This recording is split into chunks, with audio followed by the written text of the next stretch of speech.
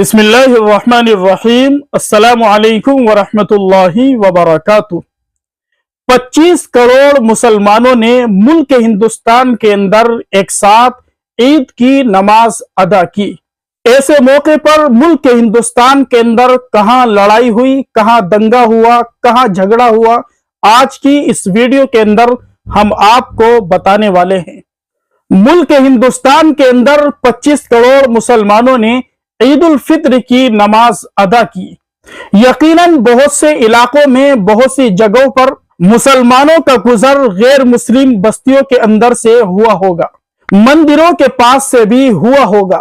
बिरादराने वतन की गलियों से मुसलमान निकलकर ईदगाह जरूर पहुंचे होंगे। और आप अच्छी तरह जानते हैं, मुसलमान ईद की नमाज अदा करने के लिए बाहर मैदान में ईदगाह की तरफ जाते हैं।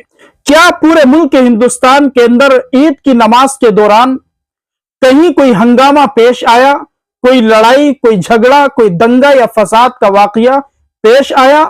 यह एक बहुत ही अहम सवाल है। आंख बंद करके इस सवाल का जवाब दिया जा सकता है। और मुसलमानों ने अपने अमन से, प्यार से, मोहब्बत से इस सवाल का जवाब दिया है कि 25 करोड़ मुसलमानों ने एक ही दिन में, एक ही वक्त में ईद की नमाज अदा की है। लेकिन कहीं पर कोई दंगा नहीं, कहीं पर कोई फसाद नहीं, कहीं पर कोई लड़ाई और झगड़ा नहीं, किसी के खिलाफ नाराबाजी नहीं, किसी की मजहबी इबादतगाह पर निशाना नहीं। इसलिए कि मुसलमानों को जो त्योहार दिए गए वो अमन का दर्स देते हैं, उखुव्वत का पैगाम देते हैं, भाईचारगी की तालीम देते हैं। मुसलमानों को इस बात से रोका गया कि वो बदअमनी फैलाएं, किसी के खिलाफ नाराबाजी करें, किसी की इबादत गाहों को निशाना बनाएं। हमारी तारीख शाहिद है, हमारा दीन भी यही कहता है, हमारा इस्लाम भी यही कहता है कि मुसलमान अमन का पैगंबर होता है, मुसलमान अमन की तालीम देने वाला होता है, मुसलमान खुद भी अमन पसंद होता है।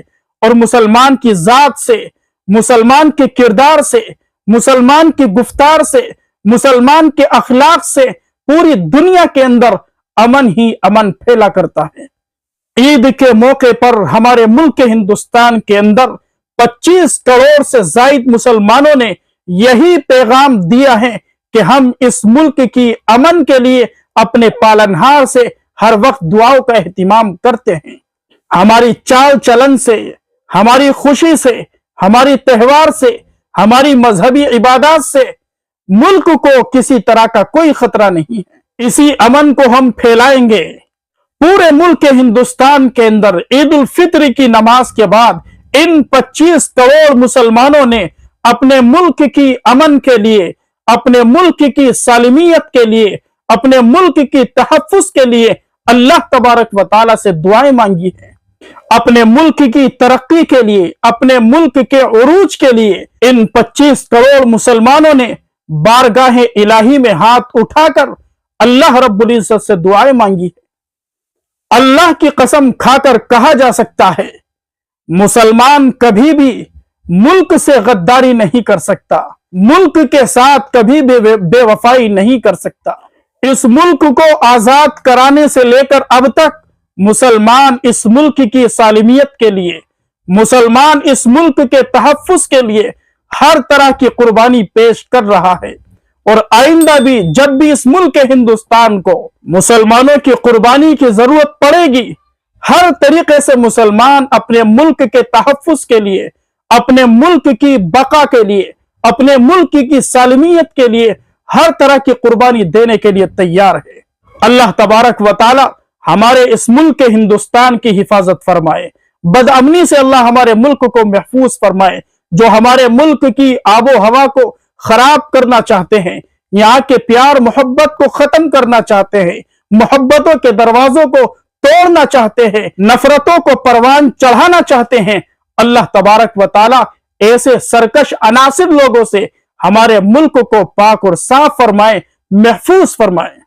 हमें किसी को कोई सबूत या कोई सर्टिफिकेट देने की जरूरत नहीं कि हम सच्चे हिंदुस्तानी हैं या हम इस मुल्क से कितनी मोहब्बत करते हैं।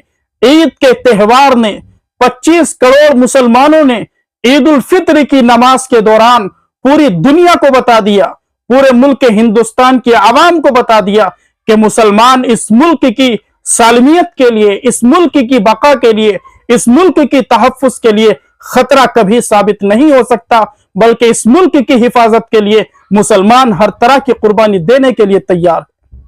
अल्लाह रब्बुल इज़्ज़त हम सब की हिफाजत फरमाए, हमारे प्यारे मुल्क हिंदुस्तान की हिफाजत फरमाए। आमीन वमा अलैना इल्लल बलाग।